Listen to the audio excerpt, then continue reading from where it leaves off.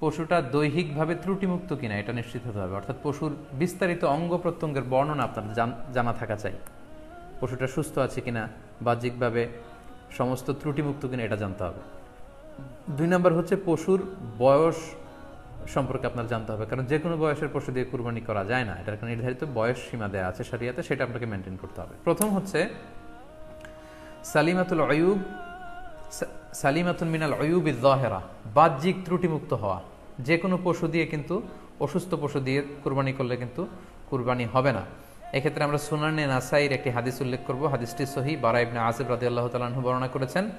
আল্লাহ রাসূল সাল্লাল্লাহু আলাইহি ওয়াসাল্লাম বলেছেন, লা ইয়াজুজু মিনাদ দাহায়া আল আওরাউল বাইয়িনু আওরুহা, এমন পশু দিয়ে কুরবানি হবে না যেই পশুটা সুস্পষ্টভাবে অন্ধ কানা কোনো পশু দিয়ে কুরবানি হবে না। ওয়াল আরজাউল বাইয়িনু আরাজুহা, খোড়া, কুরবানি যেখানে করা হবে ওই জায়গা পর্যন্ত হেঁটে যেতে পারছে না, মাঠ থেকে বাড়িতে আনা যাচ্ছে না, এরকম খোড়া প্রাণী দিয়ে কুরবানি করা যাবে না। ওয়াল মারিদাতুল বাইয়িনু মারাদুহা, খুব বেশি অসুস্থ, খুবই দুর্বল অসুস্থ প্রাণী দিয়ে কুরবানি করা যাবে না। ওয়াল আজফা উল্লাতি লা তুনকি, এবং এমন বয়স্ক বৃদ্ধ প্রাণী যে অতি বয়সের ভারে এটা নুজ্জ হয়ে গিয়েছে এবং এর হাড্ডির ভেতরে যে মজ্জা শুকিয়ে গিয়েছে, এরকম প্রাণী দিয়েও কিন্তু কুরবানি করা যাবে না। তাহলে সুনানে নাসাইর এই সহিহ হাদিসটির মধ্য দিয়ে আমরা বুঝতে পারলাম যে অন্ধ প্রাণী দিয়ে কুরবানি করা যায় না, খোড়া প্রাণী দিয়ে করা যায় না, খুবই দুর্বল প্রাণী দিয়ে এবং খুব বয়স হয়েছে এরকম প্রাণী দিয়ে কিন্তু কুরবানি করা যাবে না। তারপর আমরা সুনানে তিরমিজির আরেকটি হাদিস এখানে উল্লেখ করব। এই হাদিসটিও হাসান পর্যায়ের হাদিস। বর্ণনাকারী হচ্ছেন আলী রাদিয়াল্লাহু তাআলা আনহু। তিনি বলেন, নাহা রাসূলুল্লাহ সাল্লাল্লাহু আলাইহি সাল্লাম আইয়ুদহা বিআ'যাবিল করনি ওয়াল উযুন, অর্থাৎ আল্লাহ রাসূল সাল্লাল্লাহু আলাইহি ওয়াসাল্লাম শিং ভাঙা এবং কান কাটা এরকম প্রাণী দিয়ে কুরবানি করতে নিষেধ করেছেন।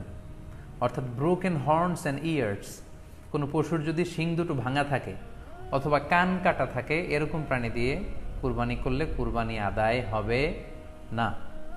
পশুর কানের ব্যাপারে আরও সুস্পষ্ট হাদিস এসেছে সুনানে তিরমিজিতে, এটিও হাসান পর্যায়ের হাদিস।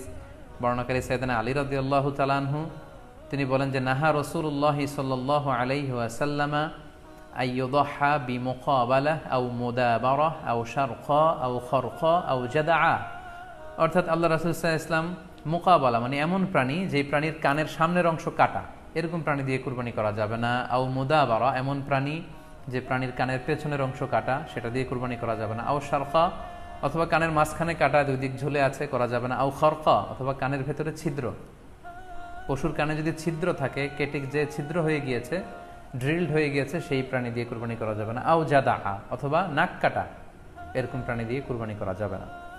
তাহলে আল্লাহ রাসূল সাল্লাল্লাহু আলাইহি ওয়াসাল্লামের ভাষ্যমতে এই প্রাণীগুলো দিয়ে কুরবানি করা যাবে না। ফলে আপনি অনলাইনে যদি পশু ক্রয় করতে চান, আপনার যে পশুটা ক্রয় করবেন এটা বাহ্যিকভাবে সুস্থ আছে কিনা, অঙ্গ প্রত্যঙ্গের বিস্তারিত বর্ণনা ভিডিওতে আপনাকে ক্রস চেক করে এবং বাড়িতে আনার পরে সেটাকে দেখে এই পারচেজটা আপনাকে নিশ্চিত করতে হবে। 2 নাম্বার খেয়াল রাখবার বিষয় হচ্ছে পশুর বয়স।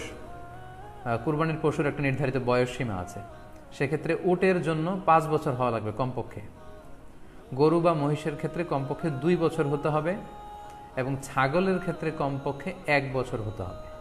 আবার বলছি, উট 5 বছর, গরু 2 বছর এবং ছাগল 1 বছর।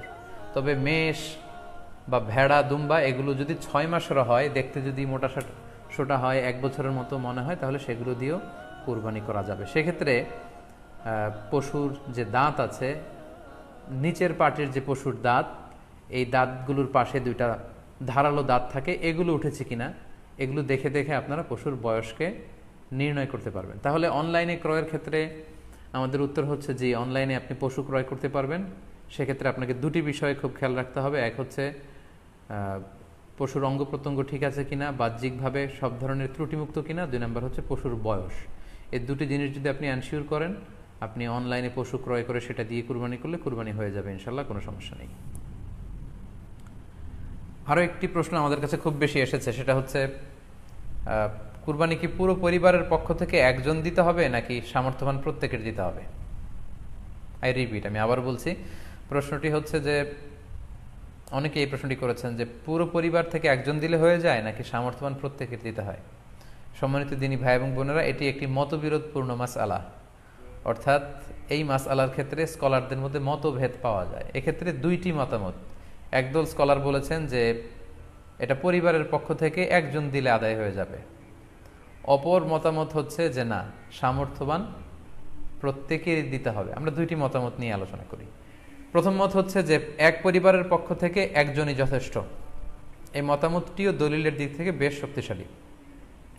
সেক্ষেত্রে আমরা মেহনাফ ইবনে সুলাইম রাদিয়াল্লাহু তাআলা আনহুর বর্ণিত একটি হাদিস সুনানে আবু দাউদে এসেছে, হাদিসটি হাসান পর্যায়ের হাদিস।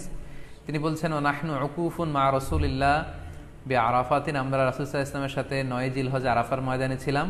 ক্বালা, তখন আল্লাহ রাসূল সাল্লাল্লাহু আলাইহি ওয়াসাল্লাম আমাদেরকে বলেছেন, ইয়া আইয়ুহান নাস, হে মানব সকল, ইন্না আলা কুল্লি আহলি বাইতিন ফি কুল্লি আমিন উদহিয়া, অর্থাৎ প্রত্যেকটি, আল্লাহ রাসূল সাল্লাল্লাহু আলাইহি ওয়াসাল্লাম বলেছেন প্রত্যেকটি ফ্যামিলির জন্য প্রতি বছর একটি কুরবানি ওয়াজিব হয়।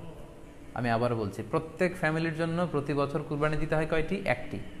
তাহলে কুরবানি পরিবারের পক্ষ থেকে একটি দিলেই আদায় হয়ে যাবে। সুনানি তিরমিজির আরো একটি হাদিস আমরা এখানে উল্লেখ করতে পারি। এই হাদিসটিও সহিহ। সাইয়েদনা আতা ইবনে ইয়াসার রাদিয়াল্লাহু তাআলা আনহু, উনি আবু আইয়ুব আল আনসারী রাদিয়াল্লাহু তাআলা আনহুকে জিজ্ঞেস করেছিলেন যে কাইফা কানাতিল উদহিয়া ফি আহদি রাসূলিল্লাহ, হে আল্লাহর নবীর সাহাবী, আল্লাহ রাসূল সাল্লাল্লাহু আলাইহি ওয়াসাল্লামের জামানাতে কুরবানি কেমন হতো, কিভাবে তারা কুরবানি দিতেন? তো আবু আইয়ুব আল আনসারী রাদিয়াল্লাহু তাআলা আনহু উনি বলেছেন, কানা রাজুলু ইউদাহি বিশাতি আনহু ওয়া আন আহলিহি, আল্লাহ রাসূল সাল্লাল্লাহু আলাইহি ওয়াসাল্লামের সময়কালে লোকজন একটি ছাগল কুরবানি দিত তার পক্ষ থেকে এবং তার ফ্যামিলির পক্ষ থেকে। আনহু ওয়া আন আহলিহি, তার নিজের পক্ষ থেকে এবং ফ্যামিলির পক্ষ থেকে। অর্থাৎ এই হাদিসগুলোর আলোকে বোঝা যায় যে পুরো পরিবারের পক্ষ থেকে একজন কুরবানি দিয়ে দিলেই আদায় হয়ে যাবে। স্বামীও চাকরি করেন, স্ত্রীও চাকরি করেন, স্বামীরও টাকা আছে, স্ত্রীর টাকা আছে, দুইজনের আলাদা করে দিতে হবে না। স্বামী যদি একটা ছাগল কুরবানি দিয়ে দেয় তাহলে স্ত্রীর পক্ষ থেকে, পুরো ফ্যামিলির পক্ষ থেকে কুরবানি আদায় হয়ে যাবে। এই হাদিসগুলোর আলোকে বোঝা গেল প্রত্যেক সামর্থ্যবানের উপর কুরবানি দেওয়া উচিত। এতে করে যিনি কুরবানি দিবেন উনি সওয়াব পেয়ে উপকৃত হলেন, আবার উনি কুরবানি দেওয়ার কারণে গোশত বিতরণ করলেন, ফলে গরিবরা উপকৃত হলো। সো সামর্থ্যবান প্রত্যেকেরই উচিত বেশি বেশি কুরবানি দেয়া। আশা করি এই মাসালাটাও আপনারা বুঝতে পেরেছেন। সেটি হচ্ছে, সম্মানিত সুধী, আমরা অনেকেই বাজার থেকে পশু আনার সময় বা কুরবানি করার সময় পশুর সাথে অনেক বেশি অমানবিক আচরণ করি। এতে করে কিন্তু আপনার কুরবানিটা, পুরো কুরবানির প্রক্রিয়াটাই প্রশ্নবিদ্ধ হয়ে যেতে পারে। পশুর সাথে মানবিক আচরণ করি, কুরবানির পশুর সাথে এমন কোনো আচরণ যাতে না করি যাতে ওর কষ্ট না হয়, আমরা যেন এটা খেয়াল রাখি। বিশেষ করে জবাই করার আগে পশুকে ভালোভাবে রশি দিয়ে বেঁধে নেয়া এবং ছুরিটা, যেই ছুরি দিয়ে জবাই করা হবে সেটা খুব ধারালো থাকা। আল্লাহ রাসূল সাল্লাল্লাহু আলাইহি ওয়াসাল্লাম কিন্তু এই দিক নির্দেশনা আমাদেরকে দিয়েছেন। সুবহানাল্লাহ, ইসলাম যে কতটা চেক অ্যান্ড ব্যালেন্স, কতটা ভারসাম্যপূর্ণ জীবন বিধান। আল্লাহ রাসূল সাল্লাল্লাহু আলাইহি ওয়াসাল্লাম সহিহ মুসলিমের বর্ণনায় তিনি বলছেন, ইযা যাবাহতুম ফাআহসিনু যিবহা, তোমরা যখন জবাই করবে সেখানেও তোমরা ইহসান করো। কেননা আল্লাহ তাআলা সব জায়গায় ইহসানকে অবধারিত করেছেন। আমরা জীবনে যাই করব না কেন সেটা ইহসানের সাথে করতে হবে। তো পশুটাকে কিন্তু আমি জবাই করব, স্লটার করব, আল্লাহ রাসূল সাল্লাল্লাহু আলাইহি ওয়াসাল্লাম বললেন যখন স্লটার করবে, জবাই করবে, তখনও সেটার প্রতি ইহসান করে তোমরা জবাই করো না। ওয়া ইযা যাবাহতুম ফাআহসিনু যিবহা, সেক্ষেত্রেও তোমরা সফট হার্টেড হও, সেটাকে ইহসানের সাথে জবাই করো। কিভাবে ইহসানের সাথে জবাই করবে? ওয়ালিয়ুহিদ্দা আহাদুকুম শাফরাতাহু ওয়ালিয়ুরিহ যাবিহাতাহু, তোমরা তোমাদের ছুরিটা খুব বেশি করে ধারালো করে নাও, যাতে করে খুব স্মুথলি স্লটারিংটা হয়ে যায়, খুব স্মুথলি কুরবানিটা তাড়াতাড়ি হয়ে যায়, যাতে প্রাণীটার কষ্ট না হয়।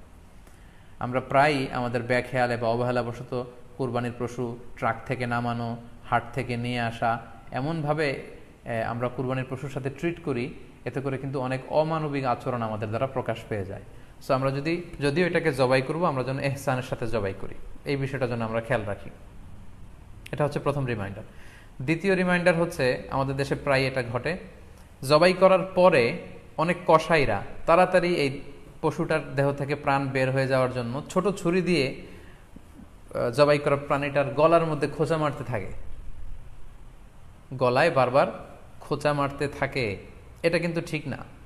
স্পাইনাল কর্ডে যদি আপনি জবাই করার পরে বারবার খোঁচা মারেন তাহলে কিন্তু এই প্রাণীটার অপমৃত্যু হতে পারে, অর্থাৎ এটা স্বাভাবিক কোনো মৃত্যু নয়। স্বাভাবিক মৃত্যু হচ্ছে জবাই করে দেয়া, এবং ইসলাম এটাকে আমাদের জন্য বৈধ করেছেন। আমরা জানি যে পাশ্চাত্যে গরুর মাথায় বুলেট মারা হয়, অথবা ইলেকট্রিক্যাল শক দিয়ে ওটাকে হত্যা করা হয়, অথবা ভারী কোনো লোহার হাতুড়ি দিয়ে গরুর মাথায় আঘাত করে সেটাকে মারা হয়। কিন্তু ইসলাম এগুলোকে নিষেধ করেছে। ইসলামের বিধান হচ্ছে স্লটারিং করা, আপনি জবাই করে দিবেন। সেক্ষেত্রে আমার মনে হয় 10 থেকে 15 মিনিট যদি আমরা একটু ওয়েট করি, গরুর দেহ থেকে সবগুলো রক্ত কিন্তু বের হয়ে যাবে, ফলে এটার গোশতটা উপাদেয় হবে আমাদের জন্য।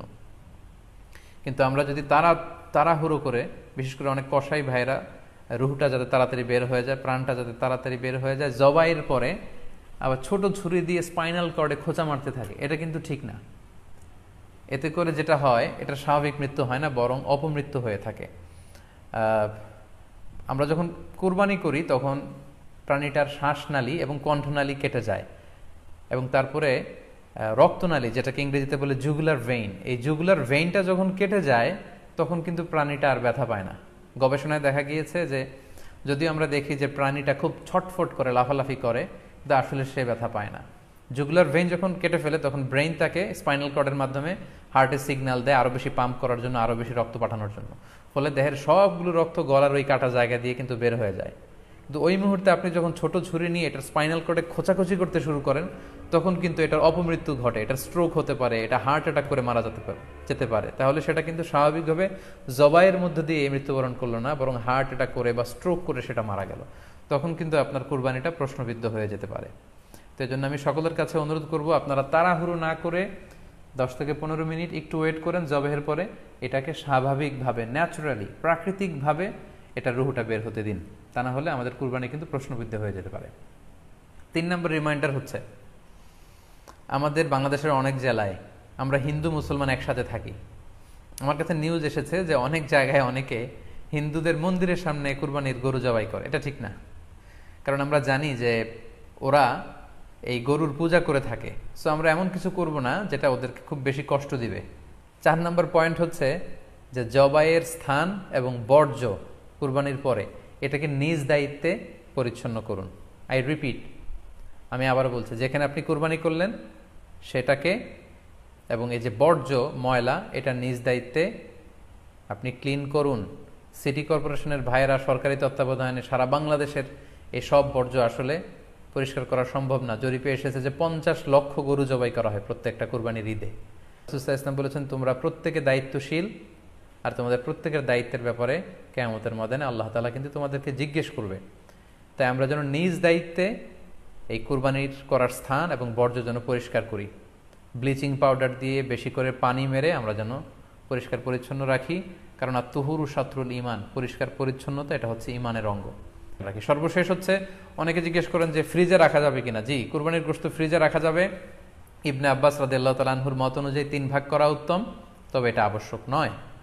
আপনি 1 ভাগ নিজে খাবেন, 1 ভাগ আত্মীয় স্বজন প্রতিবেশীদের দিবেন, আরেক ভাগ গরিব দুঃখীদের মাঝে বন্টন করে দিবেন, এটা উত্তম, কিন্তু এটা আবশ্যক নয়। পুরো গোশত যদি আপনার লেগে যায় আপনি ভোগ করতে পারেন, আর যদি আপনার কাছে অতিরিক্ত গোশত থাকে এটা আপনি আত্মীয়দের দান করুন, গরিব আত্মীয়দের আপনি উপহার দিন, গরিব মিসকিনদের, সুবিধা বঞ্চিত মানুষদেরকে আপনি এগুলো দান করুন। কারণ সূরাতুল হজ্জের 28 নম্বর আয়াতে আল্লাহ তাআলা বলেছেন, ফাকুলু মিনহা ওয়া আত'ইমুল বাঈসাল ফাকির, তোমরা কুরবানির এই গোশত নিজেরাও খাও এবং অভাবী লোকদেরকে দাও। এবং সহিহ বুখারীতে আল্লাহ রাসূল সাল্লাল্লাহু আলাইহি ওয়াসাল্লামের একটি বর্ণনা, আল্লাহ রাসূল সাল্লাল্লাহু আলাইহি ওয়াসাল্লাম বলেছেন, কুলু ওয়া আত'ইমু ওয়াদাখিরু, অর্থাৎ কুরবানির গোশত তোমরা খাও, ওয়া আত'ইমু মানে অন্যদের খাওয়াও, ওয়াদাখিরু এবং তোমরা এটাকে প্রিজার্ভ করে রাখো বা জমা করেও রাখতে পারো। অর্থাৎ আপনি চাইলে ফ্রিজে রাখতে পারবেন, আপনি পরবর্তীতে খেতে চাচ্ছেন আপনি রাখতে পারবেন ইনশাআল্লাহ। সো উত্তম হচ্ছে 3 ভাগ করে 1 ভাগ নিজে খাওয়া, 1 ভাগ আত্মীয় স্বজনদের প্রতিবেশীদের দেয়া এবং 1 ভাগ অভাবী সুবিধা বঞ্চিত গরিব মিসকিনদের মাঝে বন্টন করে দেয়া। এবং অবশ্যই অবশ্যই যাদের সামর্থ্য আছে আপনারা বেশি বেশি কুরবানি করুন, এবং এই কুরবানির মধ্য দিয়ে আমরা অনেক অনেক প্রান্তিক জনগোষ্ঠী, সুবিধা বঞ্চিত মানুষ, তাদের কাছে আমাদের সহায়তাগুলো পৌঁছে দিতে পারবো। সম্মানিত সুধী, আপনাদের সবাইকে আবারও শুকরিয়া জানাই, সবাইকে আবারও আন্তরিক শুভেচ্ছা এবং অভিনন্দন। আমরা কামনা করি যে আল্লাহ তাআলার কাছে আমরা ফরিয়াদ করি জিলহজ মাসের প্রথম 10 দিনের যে বারাকা, রাহমা, আমরা যেন নফল ইবাদত করে করে বেশি বেশি তাকবীর তাহলিল দিয়ে এই দিনগুলো যেন মুখরিত রাখতে পারি, বেশি বেশি নফল ইবাদত করতে পারি, নফল রোজা রাখতে পারি। বিশেষ করে অবশ্যই আরাফার দিনের রোজা যাতে আমরা মিস না করি, এবং যদি পরেও গোটা মুসলিম উম্মার জন্য আমরা দোয়া করি যে এই ঈদুল আজহার উৎসব যাতে আমরা ভাব গাম্ভীর্যের সাথে ইবাদতের মধ্য দিয়ে, আনন্দ উৎসবের মধ্য দিয়ে পালন করতে পারি। আপনাদের সবার জন্য আমি দোয়া করছি, আমি নিজেও আপনাদের সবার কাছে দোয়া চাই। আল্লাহ তাআলা আপনাদের সবাইকে ভালো রাখুক, সুস্থ রাখুক, ঈমানের সাথে